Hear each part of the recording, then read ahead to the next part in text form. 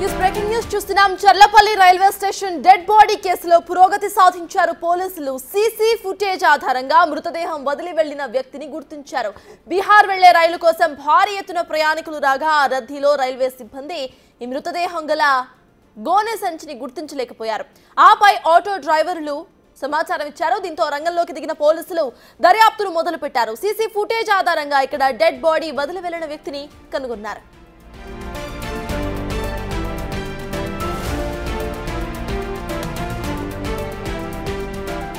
Cherlapalli railway station dead body కేసులో ఇప్పుడు పురోగతి సాధించారు పోలీసులు. సీసీ ఫుటేజ్ ఆధారంగా మృతదేహం వదిలిపెట్టిన వ్యక్తిని గుర్తించారు. అయితే బీహార్ వెళ్లే రైలు కోసం భారీ ఎత్తున అక్కడ ప్యాసింజర్స్ ఉండటంతో ఎవరిని అనుమానించాలో తెలియక అప్పట్లో కన్ఫ్యూజ్ అయిన పోలీసులు ఆ తర్వాత ఆటో డ్రైవర్స్ సమాచారం అందించడంతో రద్దీలో రైల్వే సిబ్బంది ఈ మృతదేహం గల గోనె సంచిని గుర్తించారు. గోనె సంచి క్యారీ చేస్తూ వెళ్తున్న ఆ నిందితుడిని కూడా గుర్తించారు. సిఎస్సికి ఇదే అంశంపై పూర్తి డీటెయిల్స్ మా ప్రతినిధి సాగర్ అందిస్తారు. సాగర్, చెప్పండి, ఆ ఫోటోలో క్లియర్ గా వ్యక్తి కనిపిస్తున్నారు. ప్రెసెంట్ పోలీసులు ఏమంటున్నారు? ఆ వ్యక్తి ఎక్కడికి చెందిన వారు, అసలు ఏ ట్రైన్ ఎక్కారు అనే విధంగా కూడా ఇప్పుడు దర్యాప్తు జరుగుతుంది అనుకోవాలా? అప్డేట్స్ ఏంటి? చర్లపల్లి మహిళా మృతదేహం కేసులో పోలీసులు పురోగతి సాధించారు. అస్సాంకు సంబంధించినటువంటి వ్యక్తే. ఎందుకంటే గతంలో 10 సంవత్సరాలుగా ఆమె భర్తతో విడిగా ఉంటుంది. 10 సంవత్సరాలుగా కూడా ఇటు హైదరాబాద్లోని కొండాపూర్లో వ్యక్తితో సహజీవనం చేస్తున్నట్లుగా కూడా పోలీసులు గుర్తించారు.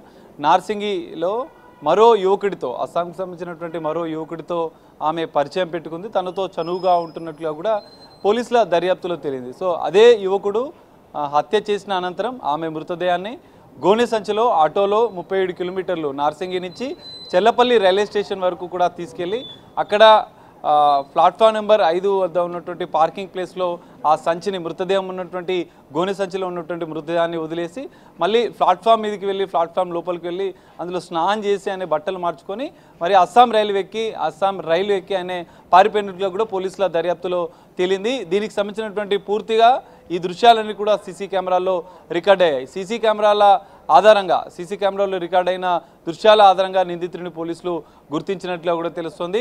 అస్సాం రైలు ఎక్కి ఆయన వెళ్ళిపోయిన నేపథ్యంలో ఓ బృందాన్ని ఇటు రైల్వే పోలీసులు, ఇటు రాచకొండ పోలీసులు 2 బృందాలుగా కూడా నిందితుడి కోసం గాలిస్తున్నట్లుగా కూడా తెలుస్తుంది. అయితే అస్సాంకు సంబంధించినటువంటి ప్రమీల గత 10 ఏళ్లుగా భర్తతో విడిగా ఉండడం, మరో వ్యక్తితో సహజీవనం చేస్తూ ఉండడం, సహజీవనం చేస్తున్న వ్యక్తితో కాకుండా మరో యువకుడితో కూడా పరిచయం పెంచుకొని చనువుగుంటా ఉన్న నేపథ్యంలోనే భార్య పైన ఏదైతే సహజీవనం చేస్తున్నటువంటి వ్యక్తే ఈ హత్య చేసినట్లు కూడా పోలీసులు ప్రాథమికంగా గుర్తించారు. హత్య చేసిన అనంతరం కూడా అస్సాంకి పారిపోయిన నేపథ్యంలో నిందితుడి కోసం 2 ప్రత్యేక బృందాల ద్వారా కూడా గాలింపు చర్యలు చేపడుతున్నట్లుగా కూడా తెలుస్తుంది. సో నిందితుడిని త్వరలో పట్టుకుంటామని చెప్పి పోలీసులు చెప్తున్నారు.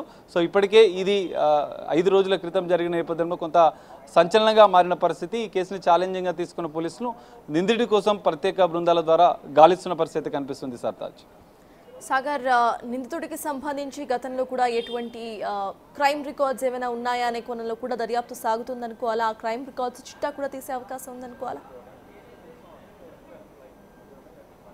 సర్తాజ్, ఖచ్చితంగా. ఎందుకంటే ఈ మధ్య కాలంలో ఈ తరహా ఘటనలు ఎక్కువగా చోటు చేసుకున్నాయి. అంటే భార్య పైన అనుమానంతో హత్యలు చేయడం. సో ఇది కూడా అదే కోవలోకి జరిగింది. సో నిందితుడు అస్సాంకు పారిపోయిన నేపథ్యంలో గతంలో ఉన్నటువంటి ఏదైనా క్రైమ్లో హిస్టరీ ఉందా అనేది కూడా చెక్ చేస్తున్నట్లుగా కూడా తెలుస్తుంది. సో ఇక్కడికి మాత్రం ఆయనే, అంటే యువకుడు హత్య చేసినటువంటి వ్యక్తి తనపైన అనుమానంతో ఇతర వ్యక్తితోని చనువుగా ఉంటున్న నేపథ్యంలోనే హత్య చేసినట్లుగా కూడా పోలీసులు ప్రాథమికంగా గుర్తించారు. సో హత్య చేసిన అనంతరం కూడా కొండాపూర్లో ఉన్నటువంటి తను ఉన్నటువంటి నివాసం నుంచి ఆటోలో అక్కడి నుంచి తీసుకొచ్చే మృతదేహాన్ని చర్లపల్లి రైల్వే స్టేషన్లో ఎవరు లేని సమయంలో, మధ్యాహ్నం సమయంలో జనరల్గా ప్రయాణికుల రద్దీ అనేది ఎక్కువగా ఉంటుంది. పోలీసులు ప్రత్యేకంగా ఈ లగేజీకి సంబంధించినటువంటి బ్యాగులను పెద్ద ఎత్తున తనిఖీ చేయరు. కానీ చర్లపల్లి రైల్వే స్టేషన్లో పెద్ద ఎత్తున అధునాతన టెక్నాలజీ ద్వారా తనిఖీలు చేస్తున్న నేపథ్యంలోనే లోపలికి తీసుకెళ్లలేకుండా పార్కింగ్ ప్లేస్లోనే గోనె సంచిని వదిలేసి ప్లాట్ఫామ్లోకి వెళ్ళి తను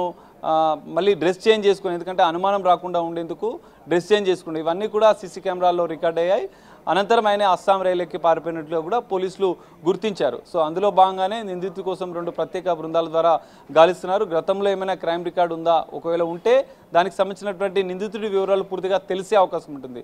సో నిందితుడి వివరాలు పూర్తిగా ఇప్పటికే తెలుసుకుంటున్న నేపథ్యంలో, తన కోసం గాలిస్తున్న నేపథ్యంలో అస్సాంకి వెళ్ళిన 2 బృందాలు త్వరలో నిందితుడిని పట్టుకుంటామని చెప్పి కూడా పోలీసులు చెప్తున్నారు. సర్తాజ్. Thank you Sagar.